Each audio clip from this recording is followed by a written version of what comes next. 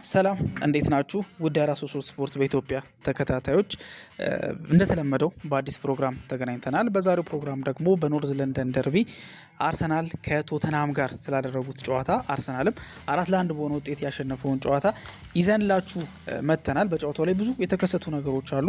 ስለ ቶተንሃምም የምናነሳቸው ነገሮች ይኖራሉ፣ ስለ አርሰናልም የምናነሳቸው ነገሮች ይኖራሉና ጨዋታው ብዙ ድራማዊ ክስተቶችን አሳይቶናል ብዬ አስባለሁ። ስለዚህ ስለዛ ጨዋታ የምናነሳቸው ብዙ ሀሳቦች ይኖራሉ። እስከ ፕሮግራሙ መጨረሻ ድረስ አብራችሁን እንድትቆዩ ደግሞ ተጋብዛችኋል።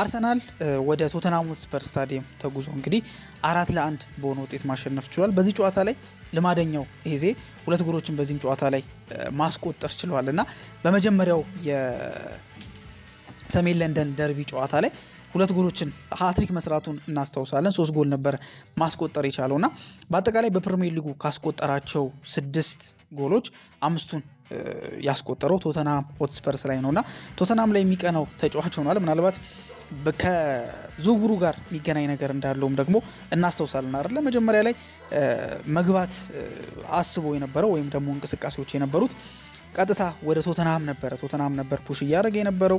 የመጨረሻ ቻንስም የነበረው ለማስፈረም ቶተንሃም እንደነበረ እናስታውሳለን እና መጨረሻ ላይ ነው ወደ አርሰናል ዞር ያለው። ግን ደግሞ እንደሚታወቀው ኤዜ ከበፊትም ጀምሮ የአርሰናል የልጅነት ደጋፊ እንደሆነ ይታወቃል። ያ ብቻ አይደለም፣ በአካዳሚም ደግሞ መጫወት የቻለ ተጫዋች ነውና በአካዳሚ የነበረው እንቅስቃሴ፣ በአካዳሚ የነበረው ፐርፎርማንስ እንደዚሁም ደግሞ አርሰናልም ደግሞ ከመደገፉ አንጻር ደግሞ እዛው አካባቢ የተወለደ ተጫዋች ስለሆነ ለአርሰናል የተለየ ፍቅር እንዳለው፣ የተለየ አፌክሽን እንዳለው እናውቃለን። ሶ ያኔ የቶተንሃሙ ጨዋታ ጎል በሚያስቆጥርበት ሰዓት ላይ እርሊ ነበረ ቋሚ 11 ውስጥ እየገባ አንዳንድ ቦታዎችን ለመልመድ ጥረት እያደረገ ነበርና መጀመሪያ ላይ 8 ቁጥር ቦታ ላይ ነበረ ሲጫወት የነበረው። ከ8 ቁጥር ቦታ ደግሞ የቀኙ 8 ቁጥር ቦታ ላይ ነበረ ሲጫወት የነበረውና ከዛ በኋላ ነው የኋላ ወደ 10 ቁጥር ቦታ ላይም እየቀየጠ እንዲጫወት ሲደረግ የነበረው። ሶ በአጠቃላይ ሚኬል አርቴታ ለዚህ ተጫዋች ቦታ እየፈለገለት እንደሆነ እናውቃለን። ሶ በባለፈውም የሰሜን ለንደን ደርቢ ጨዋታ ላይም ደግሞ ወደ 10 ቁጥር ሚናው ነበረ ተሰጥቶት የነበረው። እዛ ቦታ ላይ ተደጋጋሚ ሙከራዎችን ሲያደርግ ነበረ፣ ተደጋጋሚ እንቅስቃሴዎችንም ሲያሳየን ነበረ በዛ ቦታ ላይ ማለት ነውና ሞር የሱ ተመራጭ ቦታው የሚመስለው በተለይም ፓላስ በነበረበት ሰዓት ላይም ደግሞ የተመለከትነው አንደኛው 10 ቁጥር ሆኖ ነበር። በባክስሪ ነው የሚጫወተው ግላስነር። በባክስሪ የሚጫወተው ግላስነር ቲም ውስጥ ታዲያ አንደኛው 10 ቁጥር ሆኖ ነበረ ሲጫወት የነበረው። በዛ ቦታ ላይ ሲጫወት የተሻለ ስፔስ የሚያገኛል፣ ብዙ ነገሮች አሉት። በእርግጥ እዛ ቦታ ላይ ስለተጫወተ ብቻ አይደለም ስፔስ የሚያገኘው፣ ግን ደግሞ እዛ ቦታ ላይ በመሆኑ ግን ለሱ የሚፈጠርለት ስፔስ ግላስነር እሱ እንዲመቸው የሚያደርግበት መንገድ አሪፉን ኤዜ እንድንመለከት አድርጎናል። ወደ አርሰናል በምንመለስበት ሰዓት ላይ ግን ያ አይነት ስፔስ በአርሰናል ቤት በቀላሉ እያገኘ አይደለም እና ትንሽ ሲቸገር ተመልክተ ነው ነበረ። በመጀመሪያው ኖርዝ ለንደን ደርቢ ጨዋታው ሃትሪክ መስራት ችሎ ነበርና መልእክት ነበር ያስተላለፈው። በዛ ሰዓት እንዲሁም ብዙ ነበረ ሲባል የነበረው አይደለ? ትልቅ የሆነ የኮንፊደንስ ቡስት ይሆነዋል። ምክንያቱም ከዚህ በፊት አንድ ጎል አስቆጥሮ ከኖርዝ ለንደን ደርቢ ጨዋታ በፊት በክሪስታል ፓላስ ላይ ነበረ ጎልን አስቆጥሮ የነበረው የቀድሞ ክለቡ ማለት ነው። በእርግጥ የቀድሞ ክለቡ ላይ ማስቆጠሩ ልክ ቶተንሃም ላይ እንደማስቆጠር ይቆጠራል ወይ ደግሞ በዛ ደረጃ ደስተኛ ይሆናል ብሎ ማሰብ ትንሽ ያስቸግራል። ምክንያቱም የቀድሞ ክለቡ ነው፣ በጥሩ ሁኔታ ነው የተለያየው። ማገልገል ባለበት ነገር ሁሉ አገልግሏል። መቆየት ያለበት ሰዓት ላይ በሙላ ቆይቷል ተብሎ ነው የሚታሰበውና ያ ነገር ስላለ የቀድሞ ክለቡ ላይ በእልህ ስላሉ ነው የተለያየው። የቀድሞ ክለቡ ላይ ማስቆጠር እንደ ትልቅ ድል ላይቆጠር ይችላል። ለምሳሌ ካይ ሃቨርትዝን ከተመለከታችሁት ካይ ሃቨርትዝ ቼልሲ ላይ የሚያስቆጥራቸው እያንዳንዱ ጎሎቹ ለሱ እንደ ድል ነው የሚቆጠሩት። ምክንያቱም ከቼልሲ ጋር የተለያየበት መንገድ ወይንም ደግሞ ከቼልሲ ቤት የወጣበት መንገድ ደስ በሚል ነገር አልነበረም። ወይ ደግሞ ከወጣ በኋላ ደጋፊዎች በቃ የማይሆኑ ቻንቶች ነበር እሱ ላይ ሲያሰሙ የነበረው። ብዙ የሶሻል ሚዲያ ሄት ነበር ሲደርስበት የነበረውና ከቼልሲ ጋር ያለው ነገር በቃ የሆነ እንደ ቁርሾ ነገር በመካከላቸው ስላለ ቼልሲ ላይ የሚያስቆጥራቸው ጎሎች እንደ በቀልም ነው የሚቆጠሩ። ኤዜ ላይ ግን እንደዛ አይደለም የሚሆነው። ግን የቀድሞ ክለቦቻቸው ላይ ብዙ ጊዜ ሲያስቆጥሩ ተጫዋቾች የሆነ ኮንፊደንስ ቡስት እንደሚኖራቸው ባያሳዩትም ግን ደግሞ የሆነ ደስታ እንደሚሰጣቸው፣ ምክንያቱም ሪያሹር ነው የሚያደርጉት ራሳቸውን ከአንዱ ክለብ ወደ አንዱ ክለብ ሲዘዋወሩ ብዙ ጊዜ ወደ ተሻለ ክለብ ነው የሚዘዋወሩት እና ወደ ተሻለ ክለብ በሚዘዋወሩበት ሰዓት ላይ ታዲያ ያን ነገር ሪያሹር የሚያደርጉት የቀድሞ ክለቦቻቸው ላይ በሚያስቆጥሩበት ጊዜ ነው። ኤዜ ያንን አድርጎ ነበረ። ከዛ በኋላ በቀጣይ ደግሞ ጨዋታዎች ላይ ደግሞ በቶተናሙ ጨዋታ፣ በኖርዝ ለንደን ደርቢ ጨዋታ ሃትሪክ መስራት ቻለ። ታዲያ ያ ጨዋታ ትልቅ የሆነ አቅም ይሰጠዋል ነበር ተብሎ የታሰበው። አንደኛ ሃትሪክ ነው የሰራው። ሲቀጥል ደግሞ ቶተናም ላይ ነው ያን ነገር ያደረገው። የደርቢ ጨዋታዎችን ደግሞ ማሸነፍ ለክለቦች የሚሰጠው እንደዚሁም ደግሞ ለተጫዋቾች የሚሰጠው የተለየ እንቅስቃሴ አለ። በእርግጥ አንድ የሚሸውድ አይነትም ነገር አለ። እንደዚህ አይነት የደርቢ ጨዋታዎች ላይ ብዙ ጊዜ ክለቦች የተለየ ሞቲቬሽን ይኖራቸዋል፣ ተጫዋቾች የተለየ ሞቲቬሽን ይኖራቸዋል። በዛ ሞቲቬሽን ተነሳስተው በቃ ብዙ አቅም የሚጠይቁ ነገሮች ወይ ደግሞ ብዙ ከበድ ያሉ እንቅስቃሴዎችን ሲያሳዩ እንመለከታቸዋለን። ያ ነገር ተጫዋቾችንም ክለቡንም እንደዚሁም ደግሞ አሰልጣኞችን ደጋፊውንም ሲሸውድ እንመለከታለን።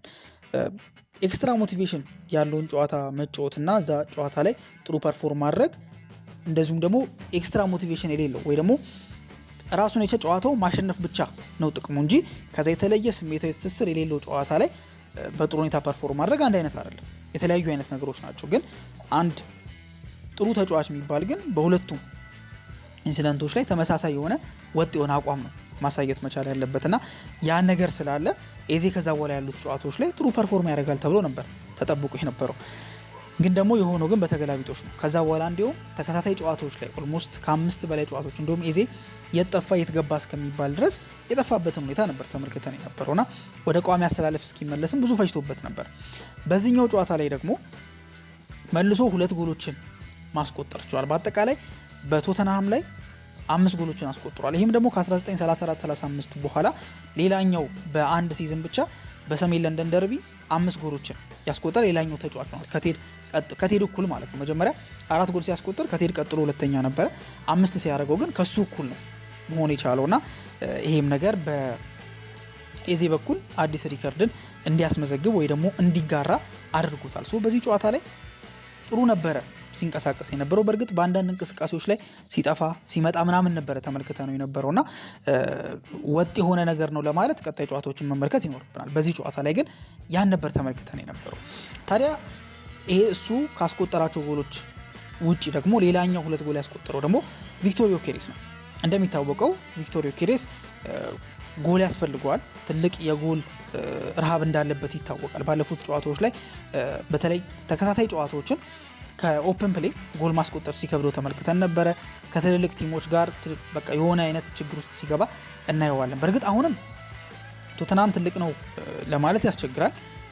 ግን ደግሞ እያደረገ ያለው እንቅስቃሴ በእንደዚህ አይነት ጊዜ ላይ ደግሞ ለመድረስ መሞከሩ ወይ ደግሞ በእንደዚህ አይነት ጨዋታ ላይ ራሱን ሾው አፕ ማድረጉ የሚጠቀምበት ከሆነ ለሱም ሌላ አይነት ኮንፊደንስ ውስጥ ይሰጠዋል ተብሎ ይጠበቃልና ከዛ አንጻር ከተመለከት ነው የሁለቱ ተጫዋቾች 2 ጎል ማስቆጠር ቀጣይ ለሚያደርጉት ጨዋታ አቅም ይሰጣቸዋል ተብሎ ይገመታል። ግን ከተጠቀሙበት ነው ይሁላ ነገር ከተጠቀሙበት ነው እንደዚህ የሚሆነው እንጂ ልክ ለምሳሌ ኤዜ የባለፈው የሰሜን ለንደን ደርቢ ላይ ሃትሪክ ሰርቶ ነበረ። ቀጣይ ጨዋታዎች ላይ ግን አረዱት። ይሄኛውን ግን መጠቀም መቻል አለባቸው ተብሎ ይጠበቃል። ለአርሰናል ግን ትልቅ ዊን እንደሆነ ይታወቃል። የፐርፎርማንስ ችግር ግን አሁንም አርሰናል ላይ ይነሳበታል። ሙሉ ጨዋታውን ከተመለከት ነው ዛት ማች በጣም ዶሚኔት አድርጎ ጥሩ እንቅስቃሴዎችን እያደረገ ነው ያሸነፈው ማለት ያስቸግራል። ግን በዚህ ሰዓት ላይ ግን 2 ተከታታይ ጨዋታዎችን ነጥብ ለጣለ ቡድን ሲቲ እያሸነፈ አንድ ጨዋታ እጁ ላይ ያለ በ5 ነጥብ የራቀ ወይ ደግሞ በ5 ነጥብ የቀረበ ያን ጨዋታ አሸነፈ ብለን ከቆጠርን በ2 ነጥብ የቀረበ ቡድን ባለበት በዚህ ሰዓት ላይ ለአርሰናል ከፐርፎርማንስ በላይ የሚያስፈልገው ማሸነፍ ነው። 3 ነጥብ ነው የሚያስፈልገውና ያን የሚያስፈልገውን 3 ነጥብ በዚህ ጨዋታ ላይ አሳክቷል ብዬ አስባለሁ። ቀጣይ ለሚደረጉት ጨዋታዎች ለአርሰናል ትልቅ አቅም ይሰጠዋል ተብሎ ይገመታል። አሁንም ግን ከተጠቀመበት ነው። ቀጣይ ደግሞ ሌላ የለንደን ደርቢ ጨዋታ ነው ያለበት። ከቼልሲ ጋር ነው ትንቅንቁ የሚኖረውና ከዚህ ከበድ ያለ ጨዋታ ሊገጥመው እንደሚችል ይገመታል። ለዛ ደግሞ ራሱን ዝግጁ ማድረግ ይጠበቅበታል ማለት ነው። በምን አይነት መልኩ ራሱን ዝግጁ ያደርጋል የሚለውን ነገር ደግሞ አብረን የምንመለከት ይሆናል። ቶተንሃም ጉዳይ ግን የሚያሰጋ ይመስላል። አሁን ባለበት አኳኋን ቶተናም ጥሩ እንቅስቃሴ አይደለም እያደረገ የሚገኘው። ኢቨን ያለበትም ደረጃ ከወራጅ ቀጠናው ዌስትሃም 18ኛ ደረጃ ላይ ካለው ዌስትሃም በ4 ነጥብ ብቻ ነው ርቆ የሚገኘው። ካለፉት 5 ጨዋታዎችም ዌስትሃም የተሸነፈው በአንዱ ብቻ ነው። በቶተናም በኩል ያለውን ስንመለከት 3 ተከታታይ ጨዋታዎችን ደግሞ የተሸነፈ ቡድን ነው ቶተናም። ስለዚህ ይተርፋል ብሎ በእርግጠኝነት መናገር ያስቸግራል። ኢጎር ቱዶርም ተጠይቆ ነበር ከጨዋታው በፊት ቶተናም የመትረፍ እድል አለው ወይ ተብሎ ሲጠየቅ 100% የመትረፍ እድል አለው 100% ነው የሚተርፈው ብሎ በድፍረት ተናግሯል። ግን ደግሞ እውነት ነው ወይ የሚለው ግን ትንሽ የሚያጠራጥር ነገር ሆኖ አግኝቼዋለሁ። ምክንያቱም የመሆን እድሉ በጣም ሎ ነው፣ የመሆን ቻንሱ በጣም ሎ ነው ብዬ አስባለሁ። ምክንያቱም የተሻለ መንቀሳቀስ አለበት። እንዳልኳችሁ የዌስትሃም እንቅስቃሴ እየተመለሰ ያለበት መንገድ አለ። ነጥቦችን እየሰበሰበ ነው። ካለፉት 5 ጨዋታዎች በአንዱ ብቻ ነው የተሸነፈው። ይሄ ደግሞ ወራጅ ቀጠና ላለ ቡድን መነሳሳትን የሚፈጥር ነው። ሲቀጥል ደግሞ ኑኖ ስፕሪንቶ ሳንቶ ከዚህ በፊት ኖቲንጋም ፎረስትን ከወራጅ ቀጠና ያስወጣበትንም መንገድ ሊጉ ላይ እንዲተርፍ ያደረገበትንም መንገድ እናስታውሳለንና የፕሪሚየር ሊግ ልምድም ስላለው ኢጎር ቱዶር ደግሞ የፕሪሚየር ሊግ ልምድ የለውም። ሲቀጥል 11 ያክል ተጫዋቾች በጉዳት ምክንያት በዛሬው የሰሜን ለንደን ደርቢ ጨዋታ ራሱ አልተሰለፉም። በቀጣይ በሚኖረው እንቅስቃሴ ወይ ደግሞ በቀጣይ በሚኖረው ጨዋታ ላይ እነዚህ 11 ተጫዋቾች የመድረስ እድላቸው ትንሽ ያነሰ ነውና ያለ ወሳኝ ተጫዋቾች ያለ ምናልባት አውትፊልድ ተጫዋቾች ሜዳ ውስጥ የነበሩት ይሄ ዋናው ቲም ተቀይሮ እስከገቡት ድረስ 13 ናቸው። የተቀሩት በጉዳት ምክንያት የሉ እና ኢጎር ቱዶርም ራሱ ሳይቀር ከፕሪማች ላይ የተናገረው ነገር ይህንን ነበር። ከ13 ተጫዋቾች ጋር ነው ትሬኒንግ የሰራውትና አስቸጋሪ ይሆናል፣ ግን ደግሞ አርሰናልን ለማስጣል የሚበቃ ስብስብ አለን፣ ዝግጅት አለን ብሎ ነበር የተናገረው። ያው በጨዋታው ላይ ያልተመለከት ነው ሙሉ በሙሉ አርሰናል በልጧል ማለት ይቻላል። ቶተንሃም ሆትስፐር ብዙ ቻንሶችን ያው ክሬት ሲያደርጉ አልነበረም፣ ግን ደግሞ ኳሶችን ሲያበላሹ ነበረ። ብዙ የምናነሳቸው ነገሮች አሉ ብዬ አስባለሁ። ግን የወራጅ ቀጠናው ጉዳይ ግን ቶተንሃም ላይ ሲሪየስ ጥያቄ ሆኗል ብዬ አስባለሁ። ምክንያቱም አምናም ተመሳሳይ ነገር ተመልክተናል። ለጥቂት ነው ከወራጅ ቦታ ላይ የተረፈው ብዬ አስባለሁና ከአመት ዓመት ይህን ነገር እየደገመው የሚመጣ ከሆነ ምናልባት ሌሎቹ ቲሞች ጥለውት እየሄዱ ነው የሚመጡት። እነ ሰንደርላንድ ገና በመጡበት ሲዝን ምን ያህል ዝውውሮችን እንደፈጸሙ ተመልክተናቸዋል። ከዚህ ነገር ጋር የግድ ኪፓፕ ማድረግ መቻል አለበት። ኪፓፕ ማድረግ የማይችል ከሆነ ግን ያው የሚከብደው ነገር በቶተንሃም ቤት የሚከብደው ነገር፣ ምክንያቱም ቶተንሃም የፕሪሚየር ሊጉ ቤተኛ ነው። የመውረድ ጉዳይ አይደለም የሚነሳበት፣ እንዲሁም ለዋንጫ የሚጠበቅ ቡድን ነው መሆን የነበረበት። በፖቼቲኖ ስር በጣም ትልቁን ቶተንሃም ነበር የተመለከትነውና ቻምፒየንስ ሊግ ራሱ ሊበላ የሚችልበት ቻንስ ነበረ። እስከ ፍጻሜ ድረስ መድረስ የቻለ ነውና በጣም ሜሞሬብል ከሆኑ የቻምፒየንስ ሊግ ምሽቶች መካከል የሚጠቀስ ጨዋታን ማድረግ ችሎ ነበር። ያም ከአያክስ ጋር የነበረውን ከምባክ እንደምናስታውሰው በጣም ሜሞሬብል የሆነ ነው። ከመመራት ተነስቶ ነው ማሸነፍ የቻለውና የመልሱን ጨዋታ የገለበጠበት መንገድ ለዛውም በአያክስ ሜዳ የገለበጠበት መንገድ በጣም የሚያስደንቅ ነበርና ዚስ ማች እንቅስቃሴ ማድረግ የቻለ የዩሮፓ ሊግ የአምና ሻምፒዮን ይሆን አሁን በቻምፒየንስ ሊግ ላይ እየተሳተፈ ያለ ቡድን ለወራጅ ሲጠበቅ በአንድ ዓመት ልዩነት ውስጥ ትንሽ ያሰጋል። ደግሞ አምናም እንደዚህ አይነት ስጋት ነበረበት። ዘንድሮም ይሄ ነገር ደግሞ መደገሙ ለቶተንሃም ትልቅ ሬድ ፍላግ ነው ብዬ አስባለሁ። ስለዚህ ቶተንሃሞች በዚህ ነገር ላይ በደንብ አድርጎ መስራት ይኖርባቸዋል ብዬ አስባለሁ። ለአርሰናል ግን ቀጣይ ለሚያደርገው የለንደን ደርቢ ጨዋታ ትልቅ ስንቅ ይሆነዋል ተብሎ ይገመታል። ጨዋታዎች እያነሱ ነው። አሁን ወደ 10 ያክል ጨዋታዎች ናቸው አርሰናል የሚቀሩት። እንደሚታወቀው ካራቦ ካፕ ፍጻሜ ስለሚያደርግ ቀደም ብሎ ጨዋታ አድርጓል ባለፈውና 10 ጨዋታዎች ናቸው የሚቀሩት። እነዚህ 10 ጨዋታዎች ደግሞ በጣም ዲሳይሲቭ ናቸው። እንግዲህ ሊጉ ደግሞ እየጦፈ ነው የመጣው። ሲቲ ማሸነፉን ተከትሎ የባሰ ሊጉ እያማረበትና ፉክክሩ እየጨመረ መጥቷል። ስለዚህ ጨዋታ ያላችሁ ሪያክሽን ምንድነው የሚለውን ነገር ደግሞ በኮሜንት ሴክሽን ላይ እንድታስቀምጡልን እንጠይቃችኋለን። ስለተከታተላችሁ እናመሰግናለን። በቀጣይ ፕሮግራም እስከምንገናኝ ድረስ መልካም ጊዜ ይሁንላችሁ።